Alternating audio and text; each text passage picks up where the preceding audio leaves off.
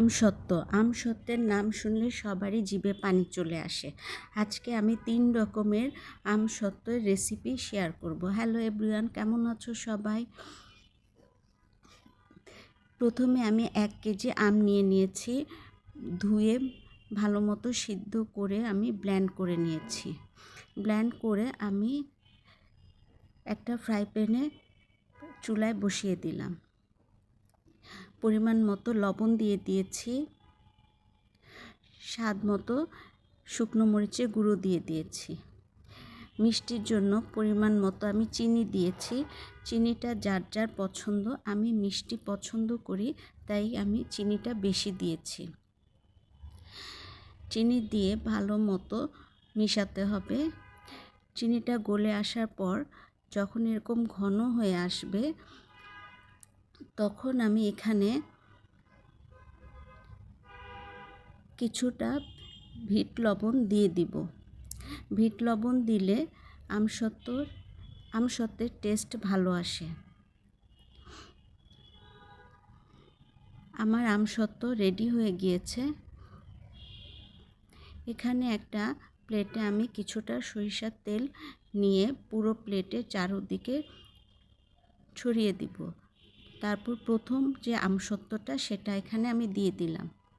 এখানে আমি আর কিছুই দিব না। একটা চামচ দিয়ে সমানভাবে আমি মিশিয়ে নিব যেন উঁচু নিচু না থাকে। প্রথমটা রেডি। তারপরে দ্বিতীয় আমসত্ত্ব, এখানে আমি একটু ফুড কালার দিয়ে নিলাম। সবুজ রঙের ফুড কালার দিয়েছি যেন আমসত্ত্বটা সবুজ কালার আসে। তারপরে আমি প্লেটের মধ্যে ঢেলে নিলাম।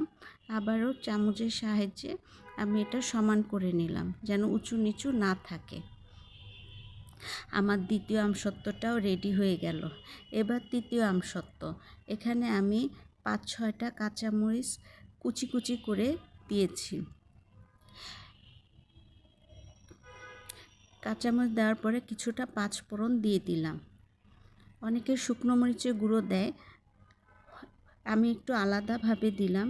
কাঁচামরিচটা দিলাম, এটা খেতে খুবই ভালো লাগে। দেওয়ার পরে এখানে আমি একটা প্লেটে ঢেলে নিলাম। এটাকেও আমি সুন্দরভাবে সমানভাবে করে বিছিয়ে নিব। আমি আমসত্ত্বগুলো রোদে দিয়ে দিয়েছি। শুকানোর পর এই যে প্রথম আমসত্ত্বটা এরকম হয়েছে।